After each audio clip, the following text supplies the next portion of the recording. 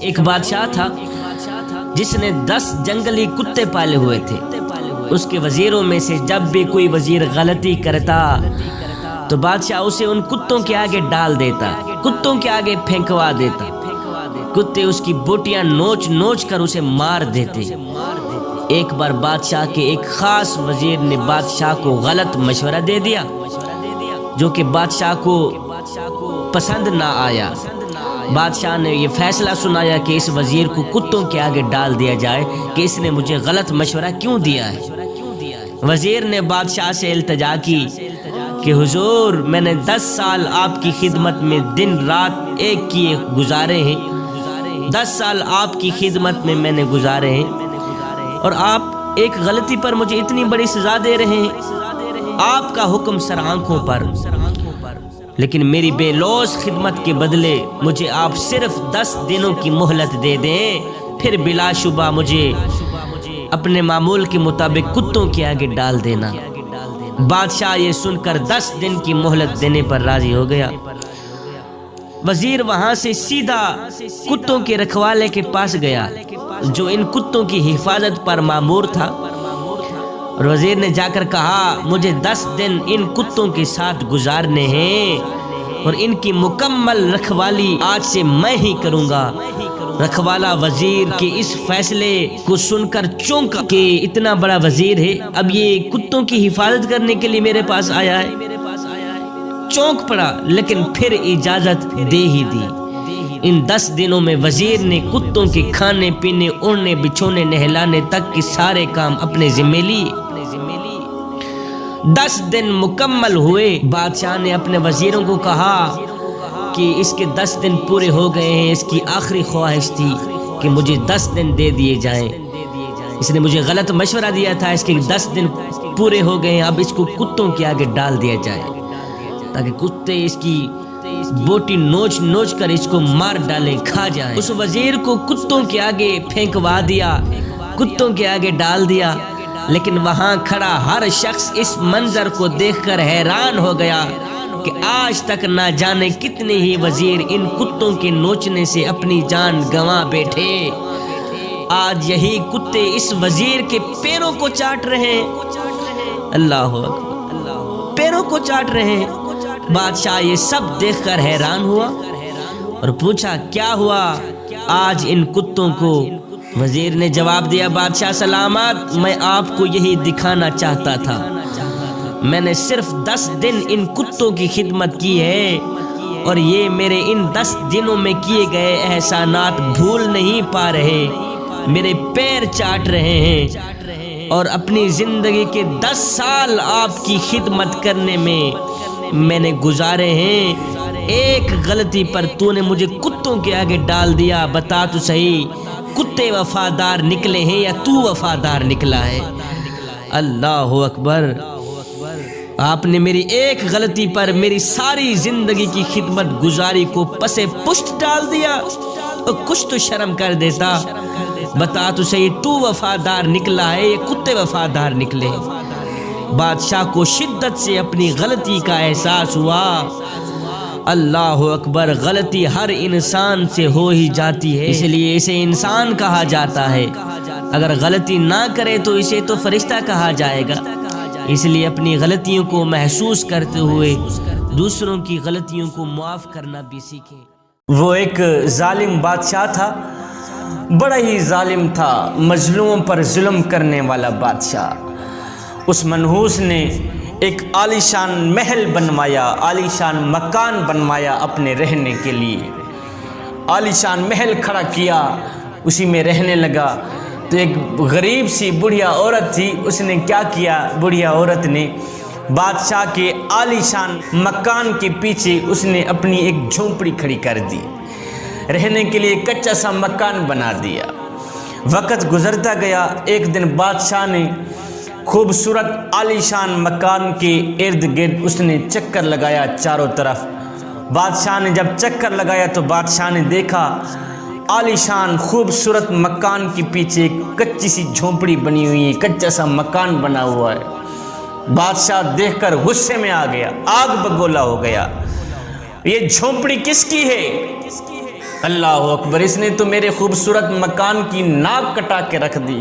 کسی نے کہا بادشاہ یہ تو ایک غریب سی بڑھیا عورت ہے، اسی نے اپنا ایک کچا سا مکان بنایا ہوا ہے، یہاں سکون کی سانسیں لیتی ہیں، رہنے دیں، کیا کرتے ہیں آپ؟ اس بادشاہ نے کہا نہیں، بادشاہ نے آرڈر جاری کر دیا اس کچے مکان کو گرایا جائے، یہ جو ساتھ میں جھوپڑی بنی ہوئی ہے اس کو گرائی جائے۔ اللہ، وزیروں نے مکان کو مٹی میں ملا دیا، گرا دیا۔ شام کو جب وہ بڑھیا غریب سی عورت گھر میں واپس آئی، دیکھا مکان مٹی کے ساتھ مٹی ہو گیا تھا، مٹی میں مل گیا تھا، کچی سی جھونپڑی کا نام و نشان بھی نہیں تھا۔ اس غریب سی بڑھیا عورت نے پوچھا میرے مکان کو کس نے گرایا ہے؟ تو لوگوں نے کہا بادشاہ نے حکم دیا ہے، ہم نے حکم کی تعمیل کی، ہم نے گرا دیا۔ جب اس نے یہ سنا کہ ظالم بادشاہ نے حکم دیا ہے کہ اس کچے مکان کو گرا دو، تب بڑھیا نے دونوں ہاتھ اٹھائے، آسمان کی طرف دیکھا، عرض کی یا باری تعالی، میں موقع پہ موجود نہیں تھی، تو تو موجود تھا۔ مولا اگر میں نہیں تھی یہاں پہ موجود، تو موجود تھا، میں نہیں دیکھ رہی تھی، میرے مالک تو دیکھ رہا تھا، تو ان کو قابو میں پا سکتا تھا کہ غریب سی بڑھیا کا کچا مکان کیوں گرا رہے ہو۔ بڑھیا کی یہ جو فریاد تھی، اللہ اکبر، ساتوں آسمان پار کر گئی۔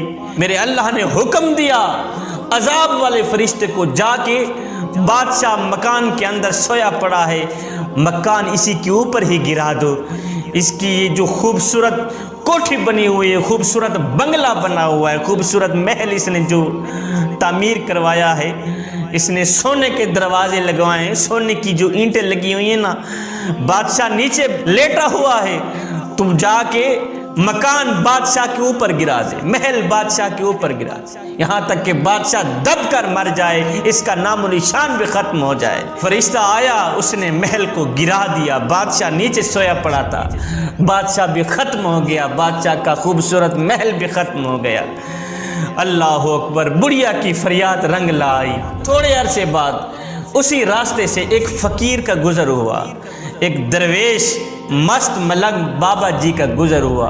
اس نے آ کے دیکھا، اس نے کہا میاں یہاں تو ایک خوبصورت سا عالیشان بنگلہ بنا ہوا تھا، محل بنا ہوا تھا، سونے کے دروازے لگے ہوئے تھے، سونے کی اینٹیں لگی ہوئی تھی، وہ بنگلہ کہاں گیا ہے؟ مجھے نظر نہیں آ رہا۔ لوگوں نے کہا جی زلزلہ آیا تھا، بادشاہ کا جو محل گرا تھا، بادشاہ بھی نیچے سویا ہوا تھا، وہ بادشاہ بھی ختم ہو گیا، اس کا بنگلہ بھی ختم ہو گیا، خوبصورت عالی شان مکان جو تھا، عالی شان محل جو تھا، وہ مٹی میں مل گیا۔ فقیر نے کہا نا بابا نا، اللہ اکبر، بادشاہ کا مکان ایسے نہیں گرا ہوگا، بادشاہ کا خوبصورت عالی شان محل ایسے نہیں گرا ہوگا، وہ کسی غریب کی بد دعا اسے لے گئی ہوگی۔ اس خوبصورت عالی شان بنگلے کو غریب کی بد دعا نہیں گرایا ہوگا، اور کوئی چیز نہیں گرا سکتی۔ کسی غریب نے اس کے حق میں بد دعا کی ہوگی، تو غریبوں کے سروں پہ ہاتھ رکھا کرے میاں، ان کے درد سنا کریں، ان کی فریادیں سنا کریں، ان کے منہ سے کہیں ایسا نہ ہو بد دعا نکل گئی تو یاد رکھنا وہ بد دعا ہواؤں کو پھاڑ دے گی، فضاؤں کو پھاڑ دے گی، ساتوں آسمان عبور کر جائے گی، ایک ایک فرشتہ اس کی بد دعا کا گواہ بن جائے گا۔ اگر تیرے محلے میں کوئی شیعہ رہتا ہے، وہابی رہتا ہے، سنی رہتا ہے، یا کوئی غیر مسلم رہتا ہے، اس کا حساب وہ خود دے گا، لیکن اگر روٹی نہ ملنے کی وجہ سے رات کو بھوکا سو گیا، اے بندے اس کا حساب تجھے دینا پڑے گا۔ میرے کریم نبی نے فرمایا کسی بیوہ کے سامنے اپنی بیوی کی تعریف بیان نہ کرنا، کسی بیوہ کے سامنے اپنی بیوی سے پیار نہ کرنا، اے غریب کے سامنے اپنی دولت کی نمائش بھی نہ کرنا۔ کسی زمانے میں ایک غیر مسلم نے اسلام قبول کیا تو اس سے پوچھا گیا کہ اسلام کی کس بات نے تجھے متاثر کیا؟ تو وہ بولا کہ صرف ایک واقعہ میری ہدایت کا سبب بن گیا۔ وہ کون سا واقعہ ہے؟ اس نے کہا مجلس رسول لگی ہوئی تھی، لوگوں کا ہجوم تھا، ایک شخص نے عرض کی حضور میرے لیے دعا کر دیں، میرا بچہ کئی دنوں سے گم ہو گیا ہے، مل نہیں رہا۔ قبل اس کے کہ حضور کے ہاتھ دعا کے لیے اٹھتے، ایک شخص مجلس میں موجود تھا کھڑا ہو گیا، کہنے لگا حضور میں ابھی فلاں باغ سے گزر کے آیا ہوں، اس کا بچہ وہاں بچوں کے ساتھ کھیل رہا ہے۔ باپ نے جب سنا میرا بچہ فلاں باغ میں کھیل رہا ہے تو اس نے دوڑ لگانی شروع کر دی۔ میرے نبی نے فرمایا اس کو روکو، واپس بلاؤ۔ اس نے کہا حضور آپ جانتے ہیں کہ ایک باپ کے جذبات کیا ہوتے ہیں؟ میرے نبی نے فرمایا میں اچھی طرح سے آگاہ ہوں کہ باپ کے جذبات بیٹے کے لیے کیا ہوتے ہیں، لیکن تمہیں بلایا ہے، بلانے کا بھی ایک مقصد ہے۔ اس نے کہا جی حضور۔